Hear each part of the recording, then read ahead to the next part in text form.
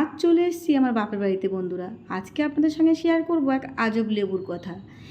এই লেবু গাছটা ভালো করে খেয়াল করে দেখুন বন্ধুরা, গাছে প্রচুর লেবু হয়ে রয়েছে। এই লেবুগুলো কিন্তু এখন খুবই ছোট, লেবুগুলো সবে বোধহয় 1 মাস করে বয়স হয়েছে। এগুলো এখন খাওয়ার মতো হয়নি। এই লেবুগুলো এখনও পর্যন্ত কেউ বলতে পারছে না লেবু গাছটাতে আসলে কী লেবু গাছ, এটা গন্ধরাজ না বাতাবি লেবু। গত 5 বছর ধরে গাছে প্রচুর ফল হয় কিন্তু কেউ হাত দেয় না। তার কারণ এই লেবুটা দেখতে এত সুন্দর, কিন্তু ভিতরটা এমন ভয়ানক টক যে লোক কাটলেই ভয় পেয়ে যাবে। আর এক একটা ডজন যখন গাছ ফলগুলো পুরো বড় হয়ে যাবে, তখন কিন্তু এই লেবুগুলোর ওজন হবে 500 থেকে 600 গ্রাম। তাই সাহস করে কেউ আর লেবুটা কাটে না। আর আমার পক্ষে খুবই ভালো হয়, সাপে বর হয়েছে। আমি লেবুগুলো কলকাতায় নিয়ে চলে যাই, তারপর আচার বানিয়ে বয়ামে ভরে রেখে দিই, সারা বছর ধরে খাই। যাই হোক, এটাই আমার সুবিধা হয়েছে। আর এইখানে কিন্তু সারা বছর গাছে যদি লেবু হয়ে থাকে কেউ হাত দেয় না, কারণ এই লেবুটার টক এতটাই।